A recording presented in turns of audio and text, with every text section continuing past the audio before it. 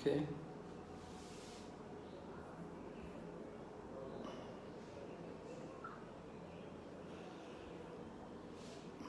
So everybody's online? Yes, Maharaj. Are you able to hear us? Yeah, I think so. Can you hear me? Yes, Maharaj. Yes, Maharaj. Okay. The voice is little low. My voice is low? Yes, Maharaj. And now it's better. Yeah, when you are nearer to the phone or whatever camera you have. Yeah. Okay. I'll be nearer to the camera. Yeah. So this is better. So we have with us His Holiness Bhakti Vigna Vinashaka Narasimha Swami Maharaj. We would like to welcome him and thank him for his valuable time. He will be sharing his valuable realizations and knowledge with all of us. So over to you, Maharaj, can start. Okay, thank you. Om Jnanatirmirandasya Gyananjana Shalakaya Chaksur Militanyena Tasmai Shri Gurave Namaha Shri Chaitanya Manobhistam Stapitam Yena Bhutale Swayam Rupa Kadamayam Dadati Swapadantikam Bandeham Shri Guru Shri Yata Padakamalam Shri Gurun Vaishnavamscha Shri Rupam Sakrajatam Sahagana Raghunathan Vitam Tam Sajevam Sadvaitam Savadutam Parijana Sahitam Krishna Chaitanya Devam Shri Radha Krishna Padan Sahagana Lalita Shri Vishakanitamscha Hey Krishna Karana Sindhu Dinabandhu Jagatpate Gopesha Gopika Kanta Radha Kanta Namastate Tapta Kanchana Gaurange Radhe Vrindavaneshwari Vrishamanusate Devi Pranamami Hari Priye Namam Vishnu Padaya Krishna Prestaya Bhutale Srimati Bhakti Vedanta Swami Niti Namine Namaste Saraswati Devi Gauravani Pracharine Nirvisesha Shunyavadi Paschatya Deshatarine Vanchakalpatarubhyascha Kripa Sindhu Bhayevacha Patitanam Pavanebhyo Vaishnavibhyo Namo Namaha Jai Shri Krishna Chaitanya Prabhu Nityananda Shri Advaita Gadadhar Shri Vasadi Gaur Bhaktavinda Hare Krishna Krishna Krishna Hare Hare Hare Rama Rama Rama Hare Hare. So we're speaking on the topic of pure devotional service. In this matter, we are going to begin by first of all speaking about what is not pure devotional service. This is a standard procedure when describing pure devotional service. Jiva Goswami begins first of all by describing what is not pure devotional service. We see within our Krishna consciousness movement a lot of devotees engaged in what they consider to be devotional service, but there are a lot of deviations also from the actual standard of pure devotional service. So we want to spend some time today, since we have 3 days. Today we'll spend the time looking at the different deviations which come in the form of devotional service. So, one of the interesting pastimes of Sri Chaitanya Mahaprabhu in showing to us the importance of pure devotional service was in his cleaning, the cleansing of the Gundicha temple, the Gundicha Marjana pastime, right? Lord Chaitanya with all the devotees before Rath Yatra, they would go to the Gundicha temple and they would clean the temple so carefully. I'm sure you're all quite familiar with the pastime, how Lord Chaitanya, he didn't just clean one time, but he cleaned twice. And then he used his own cloth to clean the temple and to dry the temple. And he would encourage the devotees to collect as much as he could of the impurities, the dust and the grains and the sand and whatever was there that shouldn't be in the temple. He encouraged them to collect it and throw it out, remove it, throw it far away from the temple. So this pastime of cleaning of the Gundicha temple is in relation to how we have to clean the heart. We want to perform devotional service, we have to overcome all of the impurities, remove all the deviations from pure devotional service, recognize them and get rid of them. We can often see within our Krishna consciousness movement how the congregation, because our movement nowadays is congregation based. You know, I joined the movement in 1971. In those days we were all living in the temple. Anybody lived outside, they were a little unusual. Usually everyone came and lived in the temple. And living in the temple ensured, you know, a very good standard of regulation, waking up early in the morning, bathing, even if there's no hot water, and going for Sankirtan also. These kind of things which went on along in the beginning of our movement. We don't see it so much today in our movement. But in place of what used to be there, we see a lot of things which are not very pleasing. For example, we can see the influence of the modern age, the technological age. You know, all the devotees have handphones. One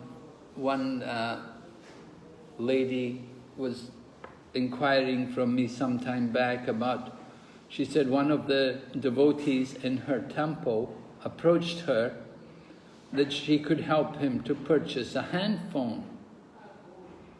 So the lady generously contributed for the devotee to purchase himself a handphone. And of course the devotee was saying that it would be very good for him to help his preaching, but she later found out how the devotee was using it to, you know, watch movies and listen to mundane music, things like this. Sometimes in an ashram where you have a number of brahmacharis or a number of people living, Sometimes you can hear these things in the night. You can hear the men, or sometimes they're more discreet. They use their earphones, but they're listening to something mundane, listening to some kind of movie or some cricket match or football match or these kind of things which go on. These, of course, have nothing to do with devotional service. These are a big deviation from the path of pure devotion. So in Krishna consciousness, we have a real challenge to try to encourage the congregation to be aware of the deviations which can come in devotional service. Of course, we know within our own preaching fields, not everybody is so serious. Not everybody is so committed to Krishna consciousness. Because we're congregationally based, we don't know how much the congregation are practicing. Some people may be good and others very weak. Some people, they watch a lot of television, they stay up late watching TV, wake up late in the morning, chant rounds when they feel like it. They cook, may not offer. Sometimes they cook and they use things like garlic and onions, mushrooms, these kind of things which are not really proper. But because we're a congregation, we can't really do much about it. Unfortunately, you do get a lot of people like this, that maybe in the beginning, for a little while, they were really serious, and they got their initiation, but after their initiation, they get a bit slack, a bit weaker, not so careful.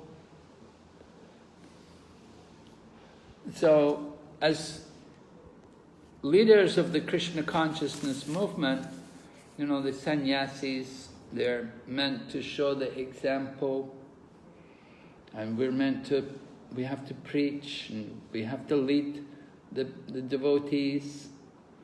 We have this is the challenge which we face, to try to keep people in Krishna consciousness, and to try to keep up the standards which Srila Prabhupada taught us. I remember Srila Prabhupada in 1977. You remember Prabhupada's health was not good. It was the final year, his final year of his manifest pastimes. And Srila Prabhupada was spending time, sometimes in Vrindavan, sometimes in Mayapur. So he wasn't quite so active as he had been before. Earlier he'd been, really active and a lot of time, moving a lot and preaching all the time. But final year his health was really down and he couldn't do so much. It was more resting and trying to get his health back. So sometimes he would ask,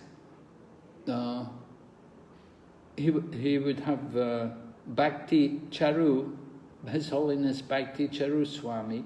He would tell him, get a newspaper and tell me, is there anything interesting in the newspaper? Is there anything which we need to know? Prabhupada didn't want to read the paper himself, but at the same time, he wanted to know what was going on in the world. He wanted to know if there's anything which he needs to take an interest in. Because Prabhupada, as a preacher, he was always thinking how to preach and what things to preach about. Just like when he was in America that time, they read the Time magazine, the cover of the Time magazine was crime, what to do, why and what to do. And Prabhupada said, we have the solution, we have the answer to all this. And a meeting was arranged with the head of the police department. He came and met Prabhupada. They had a very successful meeting, very nice meeting. So Prabhupada was always interested in current affairs and bringing into it Krishna consciousness, introducing Krishna consciousness into current affairs. So similarly, people today, they like to know what's in the news, what's going on. But often they're not able to dovetail it into Krishna consciousness. They don't have quite that expertise which Prabhupada had. I remember some years ago, His Holiness Jayadvaita Swami presented a course. I think it was in Vrindavan, or it may have been Mayapur, I can't remember. But anyway, the course was about how to utilize Krishna conscious philosophy in any modern current affairs topic. And anybody could come and give a topic from the newspapers, and Jayadvaita Swami would give the Krishna conscious perspective on it. So like that, Prabhupada also had the same mood. He liked us to be able to preach about all these different current affairs. So my point is that, people like to hear the news, but they don't often relate it to Krishna consciousness. If we just simply absorbed in the mundane news, then that's just gramya katha. It's not devotional service. We want to try to bring up our level of Krishna consciousness to devotional service. We want to bring up our consciousness, anyway, to devote that everything is in relation to Krishna, utilizing every aspect of the current affairs, the politics, the social, the history, whatever's going on in the world, see it all in relation to Krishna consciousness. And certainly, with this pandemic going on here in the world today, it's a big preaching affair, big preaching opportunity for devotees. And we're seeing also ordinary people are interested, they want to hear, because they don't have any answers, they can't understand why it happened and what's going on. So it's a very good time for preaching Krishna consciousness, trying to give devotional service. This giving devotional service, of course, is one of the aspects of devotional service. Once we get the seed of devotion, we have to water that seed of devotion. Right? By some mercy, we contact the pure devotee and we get the seed of devotion. Maybe I'll just ask for some response here from the devotees listening, because I know you're all very senior men, you have a lot of knowledge. Are there other ways beside the mercy of the pure devotee by which we can get the seed of devotion? Would someone like to respond to that? Previous life. Continuing from the previous life. Previous life. I don't know about that. Previous life, you mean you may have been a devotee in your previous life, so you're attracted again to take up devotional service? Well, yes. It may be. It may be possible. Maharaj, Yes? can you hear me? Yes, I can hear. Go ahead. According to Shastra, it is not possible. There is a verse says, Bhaktistu Bhagavad Bhakta Sangyana Parijayate Satsanga Prapate Pumbhi Sukriti Purva Sanchite. Even the piety to come to devotion It's required devotee association involved. Without devotion, Mahaprabhu even says, Krishna Bhakti Janma Mula, the root of Krishna Bhakti is Bhakta. Without Bhakta, there is absolutely no connection with Bhakta. Well, to nourish the bhakti, we definitely need the association of the devotee. But Prabhupada does say that, he writes, for example, it's in that book about knowledge, renunciation. What is it? There's that book. Yes, Vairagya Vidya. Yes, that book. Yes.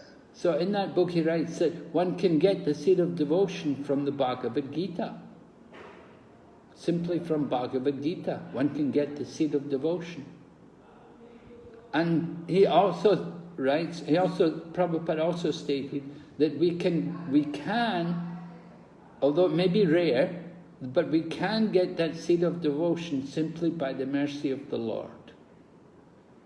But getting that seed, once we get that seed, to actually cultivate that seed, there has to be the devotee. The devotee's presence, the pure devotee, to nourish us, to help us, to nourish and bring that seed, allow that seed to grow and to flourish. We have to have the association of devotees. But Maharaj, I have a question on that. Okay. Even for Bhagavad Gita, without devotee, there would not be Bhagavad Gita published or given to public. Well, yes, you can say that. Yeah, you can say that you need the devotee to print the Bhagavad Gita. And even Krishna's mercy, yes, Krishna can do it directly, but generally we never see that unless some devotee opened the temple or some devotee had some arrangement where Krishna gave the mercy. Devotee is always involved. Yeah, indirectly they're involved, but the seed of devotion is coming from the Bhagavad Gita. It's coming from the words of the Bhagavad Gita. It's not, the devotee, you could say, is an instrument, but the actual cause of the seed of devotion is the Bhagavad Gita, or the book, right? No. Yes. So a little distinction there. Okay, so anyway, we get the seed of devotion, and then, that's certainly good fortune. Brahmanda paramite kunya bhogyavan jeev. Guru Krishna Prasadi Pai Bhakti Lata Bij. We got the Bhakti Lata Bij, but there's also the Karma Lata Bij, there's the Jnana Lata Bij. These kind of things, the Anyabilasita Bhakti Anyabilasita Lata Bij. These kind of seeds are all there. Not so desirable, not desirable at all. The one we want is the Bhakti Lata. And we have to be able to distinguish between what is the weed and what is the actual plant. And sometimes it's not an easy job. Some things are very difficult, sometimes it's very subtle. And we see, of course, within our Krishna consciousness movement, some of the challenges which come in our own Krishna consciousness movement, particularly things like Ritvikism, which is there. And, these Ritvik people, they're very convinced that, they're right. That this is what Prabhupada wanted. We're doing what Prabhupada wanted. They have very strong conviction. And because they're getting some success, because they're getting money's coming in, they're getting some financial resources, and they can do a lot of work, a lot of things, they're getting achievements, recognition from the government and so on. So they're thinking, you see, we're right, we're successful, so it must be right. But philosophically, it's all wrong. It's not really the way it's meant to be at all, because they've gone against the instructions of the founder Acharya. They're saying that you can go directly to Prabhupada, although Prabhupada is no longer physically present. So this is one kind of deviation which is there, which is something we're always confronted with, especially in India, preaching in India. The Ritvik movement is quite prominent here. They have their Akshaya Patra program. And it's a problem.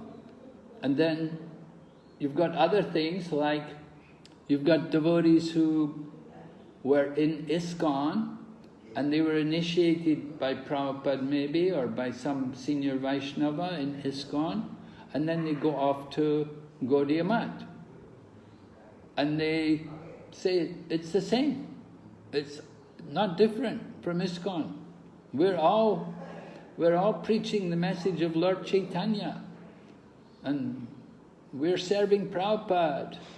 And these kind of people, they like to come around ISKCON and try to influence the members in ISKCON and try to convince them that, you know, you don't have to just stay in ISKCON, you can come to our temple also, you can come to us and hear better than you'll hear in ISKCON. You know, so these are different threats which come by way of devotional service, challenges. And these challenges, we have to expect these kind of things to come up from time to time. Even when Prabhupada was present on the planet, there were challenges, there were threats. We had the Gopi Bhava movement in Prabhupada's time. The devotees were meeting privately to read sections about the gopis and their intimate pastimes with Krishna. And when Prabhupada heard about it, he was really, really upset, and he severely chastised the devotees who were involved. So these are all, you know, threats to the mode of pure devotion which Prabhupada tried to establish with the Krishna consciousness movement. And as Prabhupada Anugas, we have the duty to understand fully what Prabhupada wanted and work to try to keep up the level of devotion which is actually needed for us to come to that platform of pure devotion. We have to try to avoid all these, we have to be able to remove all these obstacles when they confront us. Or if we cannot remove them, at least we have to be able to properly deal with them so that they don't disturb our own devotees and our own mood of devotion. So this requires, we have to know very clearly Srila Prabhupada's instructions and his teachings on this matter. Any comments? I have a question, Maharaj. Yes? According to Bhakti Rasamrita Sindhu, it looks like that the two way the mercy is manifesting, as you were emphasizing, one is through the devotee, one is through the Bhagavan, Krishna. And that is also divided into three categories. If I recall, Alokdan, Harda, that infuse in the heart by glance. Mahaprabhu did that when he was going to South India. But then in Krishna's story, we see that Krishna did not deliver the Pandavas, Kauravas or all these 640 million in the beginning. He could have just, he was present. So it is the mercy, am I supposed to understand that it is actually up to his willingness to deliver or not deliver? Of course, Krishna is the supreme independent Lord. He has his own will. What is his plan? We cannot impose our thinking on Krishna. Ultimately, everything is his plan. But at the same time, we have Krishna's teachings also. Just as we have Prabhupada's teachings, we have also Krishna's teaching. What does Lord Krishna want? Lord Krishna wants us to preach the message of devotion. So we have to recognize the instructions of our authorities, what they actually want, what is actually necessary. Lord Krishna, He is the independent Lord. If He wants to deliver everyone and anyone, He can. But He understands everyone's particular mood, particular nature. He knows that not everyone is going to surrender to Him. We know there are 4 kinds of people who surrender, 4 kinds of people who don't. They're not going to surrender. So why should Krishna worry about them? In 16th chapter of Bhagavad Gita, Lord Krishna describes about those who have demonic nature. Let them go to hell. They take birth in lower species of life repeatedly, again and again. Why does Krishna allow that? Because that's what they want. They're happy, they're satisfied to take birth in these different demoniac species of life repeatedly. They don't want to become devoted. They don't want to be a surrendered soul.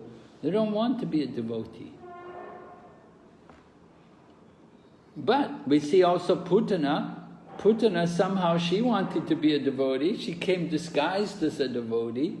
Even though she's coming to kill Krishna, Krishna took her back. So this is the mercy of Krishna. So who can understand Krishna's plan, Krishna's mercy? It's inconceivable what He wants. We are just instruments. We're trying to do our service to Guru and Krishna, working in cooperation with the devotees, trying to introduce Krishna consciousness and enhance our own Krishna consciousness. We want, Prabhupada said this Krishna consciousness movement is for pure devotees, right? Prabhupada considered all the devotees in the Krishna consciousness movement to be pure devotees. The devotee had asked Prabhupada, aside from you, are there any other pure devotees in the planet? And Prabhupada simply asked, how many people do we have in this Krishna consciousness movement? And then he said, then there are at least that many pure devotees. So the Krishna consciousness movement is a movement for pure devotees. We want to understand what does it mean to be a pure devotee? And in order to come to this mood of pure devotion, we have to understand what is not pure devotion. So the obstacles which we face are there. These attachments to fruitive activities and philosophical speculation. These are the threats, the challenges to our pure devotion. I don't know if I answered your question very well, but... That's correct. That's clear. Okay, thank you, Prabhu. Okay, so we were speaking about the problems to the pure devotion. The threats there, there's the karma bij and the jnana bij. The desire for material enjoyment and desire for liberation. So we want to cultivate the actual seed of devotion. And we want to cultivate this without this desire for fruitive activities, without thought of liberation, simply thinking about loving Krishna, developing that mood to love Krishna. Therefore, of course, knowledge is very important. Without knowledge, then how can we develop love for Krishna? We have to know about Krishna. We have to have to cultivate this relationship with Krishna. It's so important nowadays trying to get people to read the books. A lot of propaganda going on. The new Minister of Education, Prabhu, is doing a wonderful job propagating the need to read Prabhupada's books and getting different devotees, very senior devotees, to speak about their realizations on the importance of reading Prabhupada's books. And some people may feel, well, it's not really important, or I read them all, I've gone through them, you know. we think because we went through them one time, that's enough. No, we have to go through them repeatedly, we have to know them. Prabhupada wanted us to study the books threadbare, and go right through it, and know it really. He told the temple president of New York Temple, he said, you should cram my purports. Cram, you know, just like if you're at college, you have an exam the next day, you may stay up all night cramming, just trying to get everything learned really well. So Prabhupada wanted us to study his purports in a similar mood like that, to really cram them, to get this knowledge, to make it clear, and this will help us to cultivate this mood of devotion. Jiva Goswami said, if one has an attachment for hearing Krishna Katha, he is considered most fortunate. Getting people to hear Krishna Katha. If you have a taste for that, for reading books and for hearing people speak the philosophy, then this is very, very good. We're very fortunate. But it's not very common. People, general, their taste is more for, well, they like kirtan, they like prasadam. To get devotees to really want to hear, that's a challenge. But this is something which we have to do. As devotees, we have this task to inspire people to read and to get them to want to hear more. So we ourselves have to be the examples for that. We have to bring people up to that level, that they really want to hear, they really want to chant. So I was looking through Shivaram Swami's book about pure devotion, Shuddhanam Chintamani, and he's describing about the different seeds of the kripa of devotion. And the seed we want to cultivate, of course, is this pure bhakti. But we have to understand how to get this pure devotion for Krishna. Sometimes in preaching about Krishna, people were thinking, well, I heard all this before, I know all this. But we have to understand that there's always a need to hear it again and again, just like Srila Prabhupada spoke so much to us that we're not the body, because he wanted to really get that message through. And he had to speak it so much constantly to bring it to our attention, to remind us, to take us out of this ignorance. So much more even today, people are in ignorance, even our own devotees, they're very attached, they're very materialistic, they have a lot of desires, material desires, and we want to encourage them at the same time somehow to become Krishna conscious. So somehow or other they've been fortunate that they've come to our Krishna consciousness movement. We have to think how to give them the greatest benefit, how to encourage them to go on in their Krishna consciousness.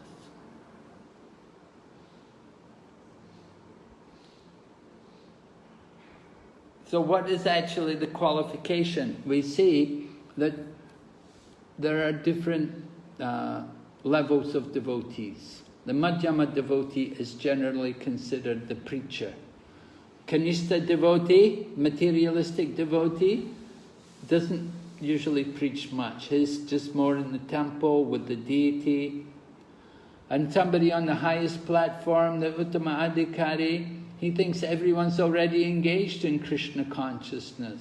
See, he also doesn't bother to preach. And so in order to distribute Krishna consciousness, one has to come to the intermediate stage, the Madhyama level. One on the Madhyama level, he will make distinctions. He will offer his worship to the Supreme Lord. He will be friendly with the devotees. He will give mercy to the innocent, and he will avoid the atheists or the blasphemers. He will just neglect them. He doesn't have interest in them, because if he will try to approach them, generally they'll just become more offensive. They're not going to hear. They don't want to hear, and they don't appreciate the fact that you're coming and disturbing them. So the Madhyama Adhikari, his job is to give Krishna consciousness, and he will consider who is the right person, who are the people who are best suited to receive this message. Just like we see Lord Chaitanya, that after he took sannyas, he decided to go to South India. And Srila Prabhupada explains that one of the reasons why he went to South India was because it was a better field for him to distribute Krishna consciousness. That the people in Bengal were all busy in the worship of demigods and so many other things, and it was not very suitable field for preaching. Chaitanya Mahaprabhu had challenges there. The students themselves had become antagonistic towards him, so much so they were even threatening to beat him. So therefore he took sannyas and left there. But he went to South India for preaching. And similarly, Srila Prabhupada went to America for his preaching, to begin his Krishna consciousness movement. He'd been trying to preach in India with no real success. But then he considered that he should go to the West, and he got much better response. And wherever he saw that people were responding nicely to the Krishna consciousness movement, then Prabhupada would put more attention there. Just like Australia was another place which responded very well to Srila Prabhupada's preaching. And Srila Prabhupada sent some of his senior devotees there to Australia to establish the preaching more, and Srila Prabhupada also visited there several times as well, because he saw the field to be very, very good there for preaching. And at least in Srila Prabhupada's time, it was a very, very good field for preaching. But Prabhupada also told us, don't think that everywhere you go, you'll make devotees. It's not going to be like that. Some places you may go, you'll find it very difficult to get devotees. People will join, very rarely you'll get people joining.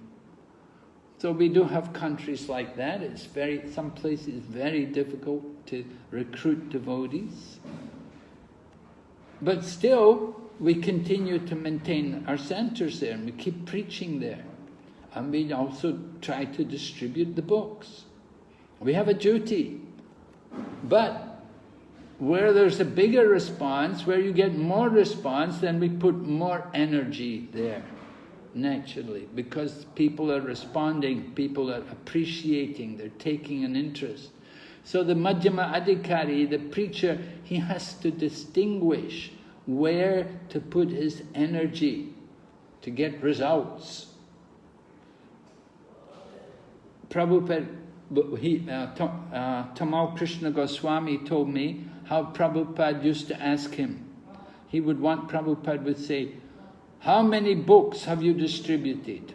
How many new devotees have you made? How many properties have you acquired? So this was Prabhupada's concern in our preaching Krishna consciousness. He wanted to see that there's some results coming. Not that we're just there and we're chanting Hare Krishna and nothing is happening, nobody's coming, there's nobody coming to the temple, no books being distributed. Oh, we're just happy here, Prabhupada, we go out and chant, and we have our nice prasadam, but nobody comes to the temple, we haven't made any devotees. Then what's the point? Of course, some people would stay there, some people have to stay there, but if Prabhupada saw not much interest, the people not taking much interest there, then Prabhupada himself was not so much interested.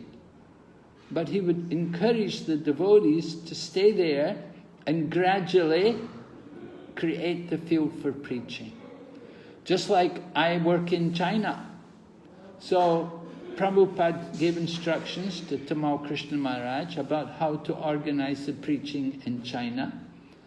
Now Prabhupada knew Chinese people are materialistic, and it's an atheistic country, it's a communist country. Communism means atheistic, it means no, they don't like religion. And Prabhupada knew it would be difficult to do anything there. But Prabhupada encouraged Tamal Krishna Maharaj. He said, you send the books there, and in this way you create the field for preaching. If we distribute the books, people will get some knowledge. They'll start to understand, they'll start to think a little bit about it. And this way they'll become a bit more aware of what is Krishna consciousness, or who is Krishna. Because they didn't know anything, never heard of Krishna, never heard even of yoga practically in Prabhupada's time. But Prabhupada wanted you get the books there somehow, you get the books, just like with Russia also the same thing. The books made the field for the preaching, arranged for the books to go in there somehow, even although these communist countries are very strict about what is printed and what is distributed. They don't want us distributing our literature. But somehow you have to find a way. And in the times of the USSR, before the opening up of the Soviet Union, the devotees somehow managed to smuggle a lot of books into Russia, and they did manage to print books also secretly, illegally, and it created a very big field for preaching. Of course, there's still obstacles. It doesn't mean that everybody's a devotee in Russia. There's a lot of obstacles there, very difficult. These challenges are always going to be there. But Prabhupada understood that this is the sign that Krishna consciousness is bona fide, because the demons will oppose it. These people who are demoniac, they will certainly be worried when they see the Krishna consciousness movement coming. It's a threat to their hedonistic life, to their life of sense gratification. They know we are threatening their sense gratification, and they don't want us to come in there. So how determined we have to be to come in and preach Krishna consciousness. So we have to have that faith that Krishna consciousness is there within everyone. But at the same time, some people are ready to receive it and others are not. We want to give mercy to these people who are ready to receive it. So the Madhyama devotee, he can do that. He can make that distinction. He sees the people and he will give them transcendental knowledge, help them to come to Krishna consciousness. So in Bhagavad Gita, Lord Krishna describes 4 kinds of people who do surrender to Krishna, right? Somebody can quote the verse for me? Chaturvida. Someone knows this verse? 4 kinds of people who come to Krishna consciousness.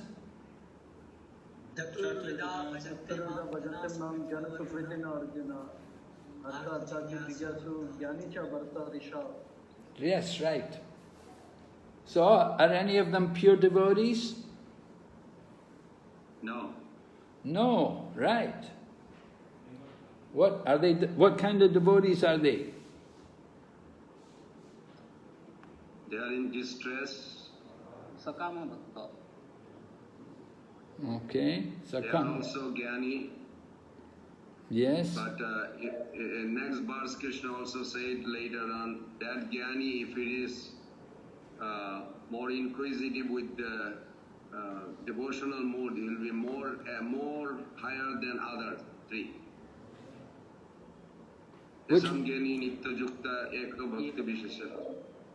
So there is a distinction even among those 4. Which one's higher? Jnani, one who is inquisitive mentality with if they adopt devotion will be more higher, advancing. The one who comes in search of knowledge, Like right? Sonaka, they approach to Sutta Goswami. They come from that background. Well, inquisitiveness, Lord Krishna says that he describes that the one who comes in on the basis of knowledge, he's considered the best. But the one who's simply curious, inquisitive, he's not the best, but certainly he's better than the one in distress and the one in search of wealth. But he's not better than the one who came with knowledge, like the 4 Kumars who come to Krishna consciousness. They come for knowledge. But the one who's curious, he's still on the level, is still karma misra bhakta. It's not, Lord Krishna himself does say, right, of the one who comes in knowledge, he's considered the best. Right? Of course, Lord Krishna also says it takes time. After many births and deaths, one who is actually in knowledge surrenders to me. But that one who comes in knowledge, he's better situated. Why is he better than the other 3?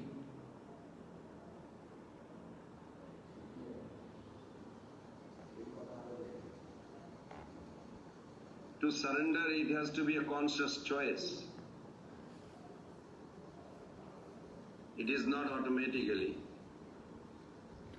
Well, Sarvani karmani sannyasis adhyatma cetasa. Prabhupada said the bhakti is performed with full conscious of Krishna. yeah. Just a minute.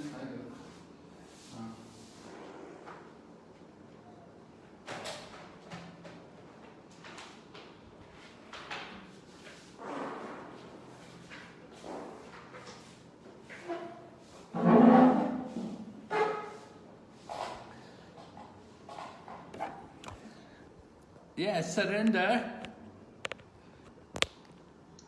They're surrendering for different reasons, right? None of them are really so conscious of Krishna. They're surrendering for different reasons. But the one who came in search of knowledge, you see, if people just come in distress or in search of wealth or curious, then after some time they may go away. Unless they come to the platform of knowledge, they'll just go away. They'll give up Krishna consciousness because they've just got some, just some material interest. They have some material purpose. And after some time they just go away. We had one boy, he was coming, he was so curious, he had so many nice questions, and then he just stopped coming. So I met him again after some time. I asked him what happened, why you don't come anymore. He said, "Oh, I have no more questions." So, just being curious, it's a good start, but you have to go on from there. You have to take the knowledge, you have to accept that knowledge Without coming to that platform of knowledge, then you're not going to get the real mood of devotion. So that's why we have so much emphasis on trying to educate devotees, having courses, teaching, everyone.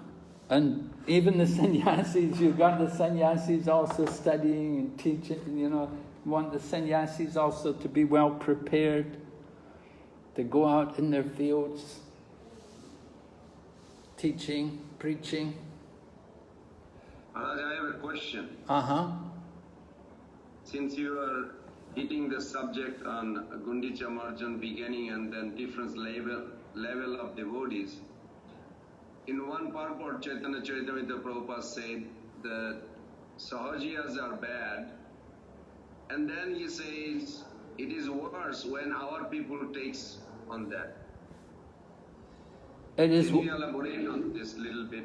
He says Sahajiyas are bad, but it is worse when our devotee will take that. When our devotees will what? Will take that. Means that some devotee will be acting as a Sahajiya within the movement. Oh, Sahajiyism within our movement. Yes, that's very bad. Yeah. Can you elaborate a little bit, like, so we can see the symptom within me so I can purify? Sahaja means somebody who takes something very cheaply. And so they may take very cheaply that mood of being above a bhakta or being a prema bhakta, that mood of ecstasy, they may take very cheaply, and they may imitate, and they may roll on the ground,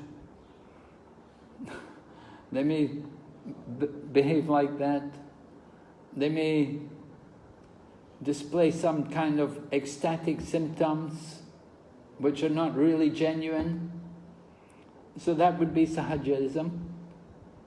Therefore, we have standards about these things in Krishna consciousness. That someone wants to display some ecstatic symptoms, they shouldn't do it in public, they should do it in private.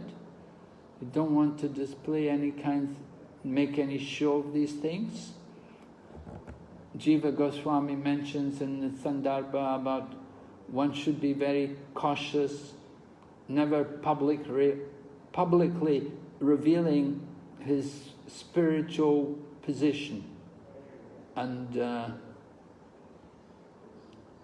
keeping his realizations to himself, not just simply expressing everything in public to the ordinary people.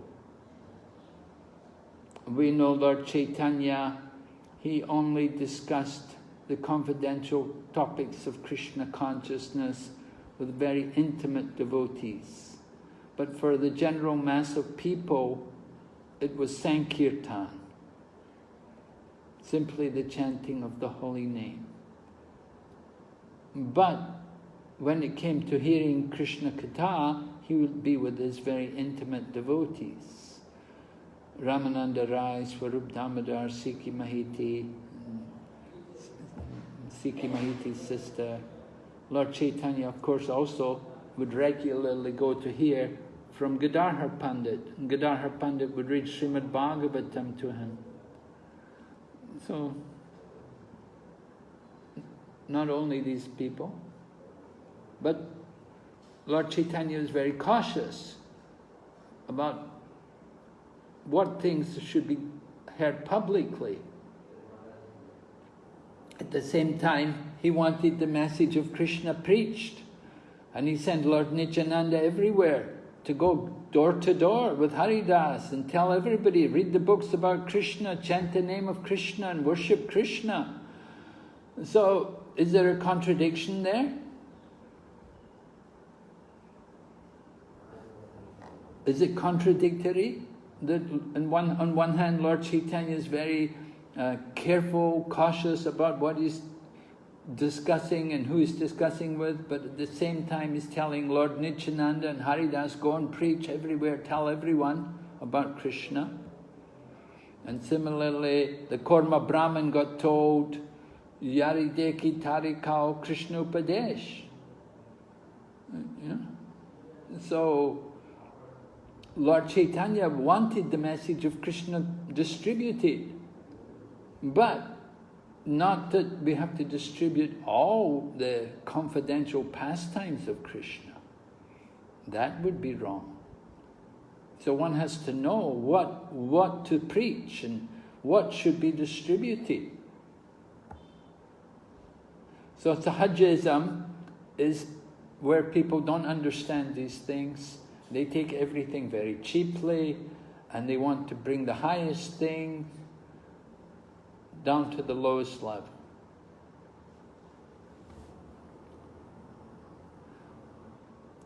One of Prabhupada's godbrothers, when Prabhupada left the world in 1977, you know, we had this Smriti Sabha at Krishna Balaram temple, and one of Prabhupada's godbrothers came, and this particular godbrother did not have a very good respect for Srila Prabhupada.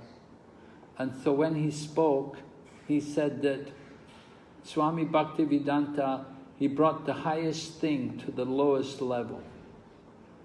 In other words, he was, you know, he was openly criticizing the devotees that, you know, that you Krishna conscious people, you're all low class, you're uneducated, uncultured, you're the lowest level. But Bhaktivedanta Swami brought the highest thing to you. He had said like this, and he said, my disciples were telling me that I should go to the West, but I told them I wouldn't like to preach to all these people, to these kind of people. Look at the kind of people Bhaktivedanta Swami has brought here. And in this way he was belittling the members of ISKCON, that, you know, you're not cultured, you're all low-class people. So he was like that. But at the same time, it was interesting because it seemed like Mother Lakshmi was inspiring his words, that he was actually glorifying Prabhupada at the same time. That because he said he brought the highest thing to the lowest level. That was the greatness of Srila Prabhupada. That he could bring such a wonderful thing as Krishna consciousness, and he could present it to people who had no knowledge, no information, no culture, and he could impress upon them the importance and the real glory of Krishna consciousness, so that they would accept it, and they would help him to spread that Krishna consciousness all over the world.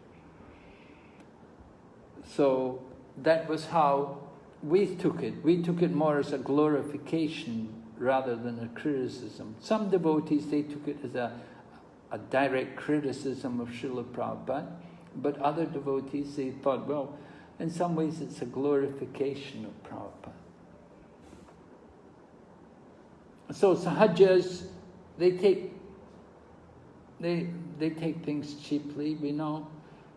They think the mood of the gopis, Rasa Lila, Krishna's pastimes, they think that it is all just for common people, and you don't need, everyone can imitate and everyone can laugh about these things, and they don't understand the real purpose behind these pastimes at all. So that is Sahajism. And within ISKCON, is this Sahajism.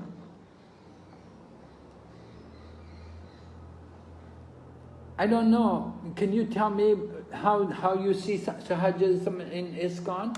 What is your own particular experience of it? Have you seen a lot of Sahajism in ISKCON? I would not say a lot, but I am in the West almost over 35 years, and sometimes I don't want to judge Maharaj, but what I hear that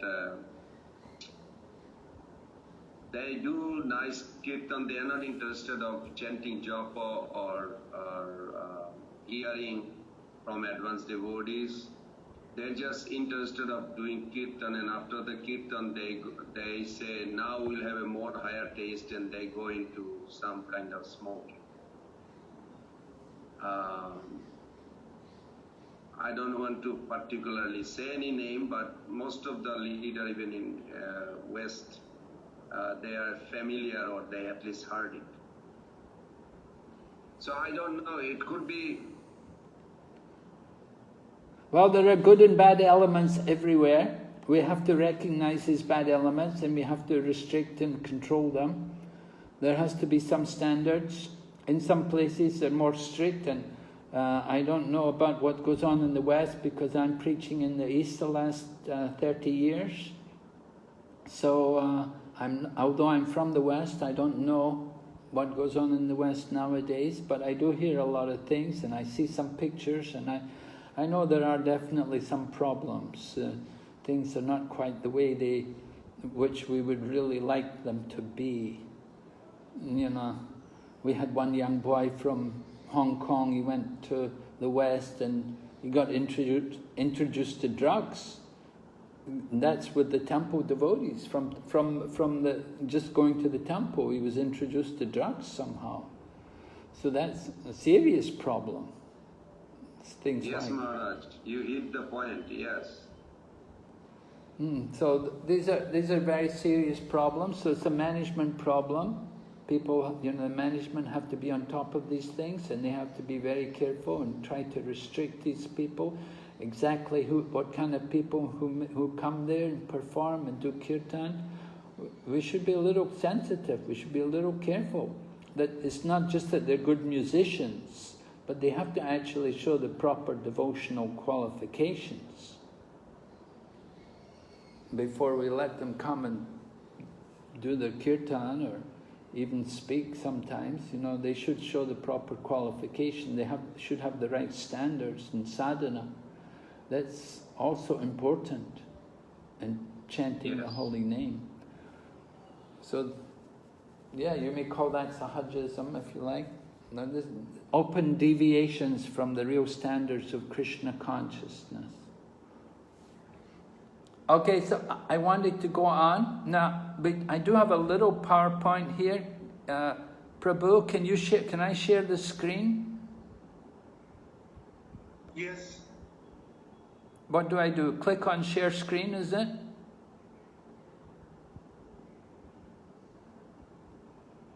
Yes.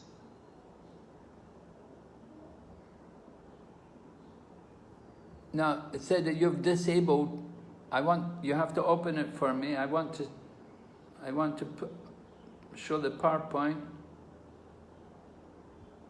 Just for a second.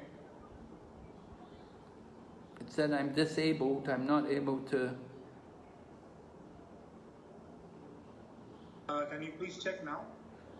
No, it's still saying host disabled, attention, screen sharing.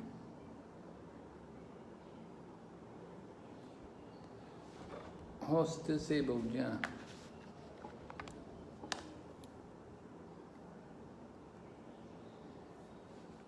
Just give me 1 minute. I'm just enabling it.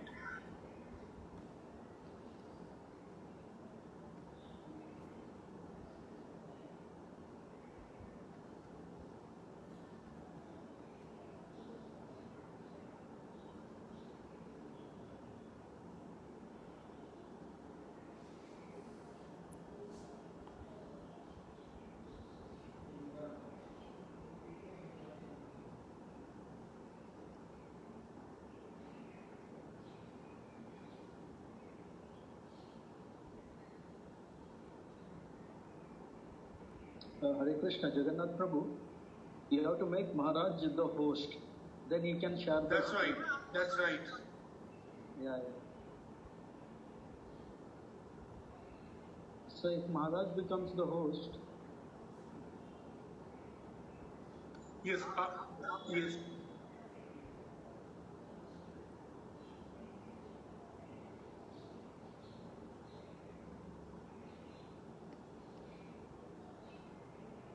Maharaj, just give me 1 minute because I am the co-host. I'm just, making you the co-host again. Okay. Just give me 1 minute.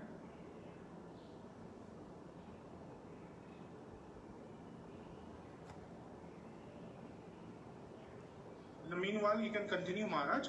As I get the right, I will just make you the co-host. Okay, all right.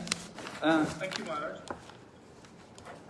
I wanted to go on in the PowerPoint projection. I want to introduce the 3 types of bhakti which were described there by Jiva Goswami, which bring out the different mode of mixed devotion, the points of mixed devotion. You see, we have devotion which is like a cloud, and we have devotion which is also mixed or reflective. They have reflective and cloud of devotion. So Krishna consciousness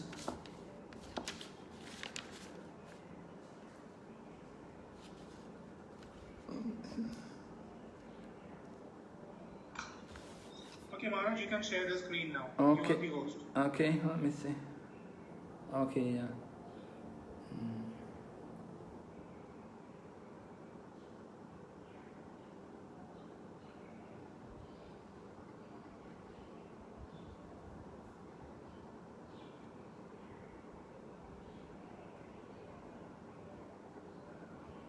Okay, can you see it okay? Yes, Maharaj.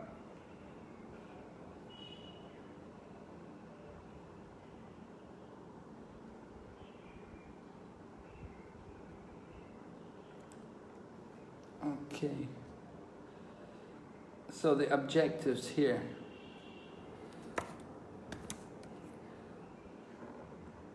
We want to have some awareness of the subtleties of bhakti, and we want to also develop this attitude of regular self-assessment and inner reflection. Prabhupada speaks about this in the Bhagavad Gita also, in relation to the different items of knowledge. Prabhupada mentions there that one can understand one's progress, how much one is advanced, by how he can develop these different qualities. So regular self-assessment, understanding, we have to know what is actually good and what is not.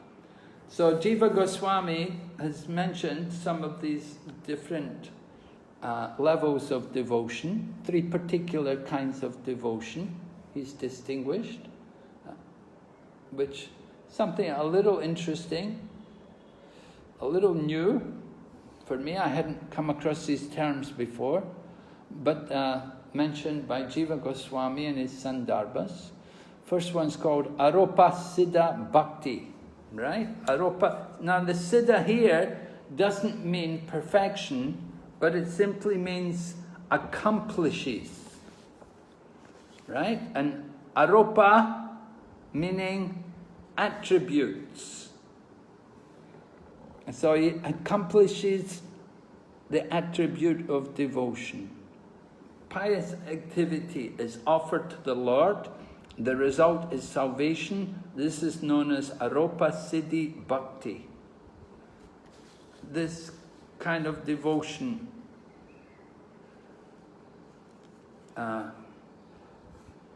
offering, you do some kind of activities. We're offering some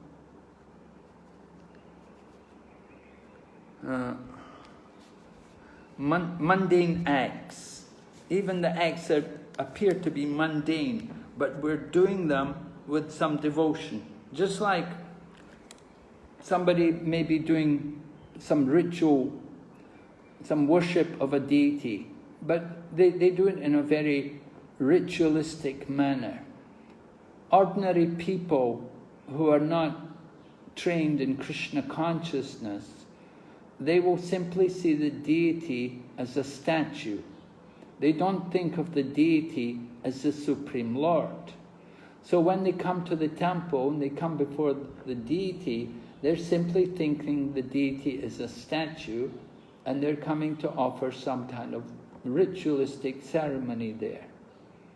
They think they don't actually feel the presence of the Lord, but they're coming to offer something. So they're offering something with a mundane mood. So this is a type of bhakti. It's called aropa siddhi bhakti. What they're doing is not actually really genuine devotion, because where there's genuine devotion, there has to be also faith and knowledge. So these people, they don't actually have that kind of faith or knowledge. They're just coming, they're just doing it, some kind of out of practice, a habit. Somehow they've got this attraction to do something like that. Well, we see a lot of Hindu people like that, Indian people, they will come and do this. They don't know, they don't think of the deity as actually the personality of God.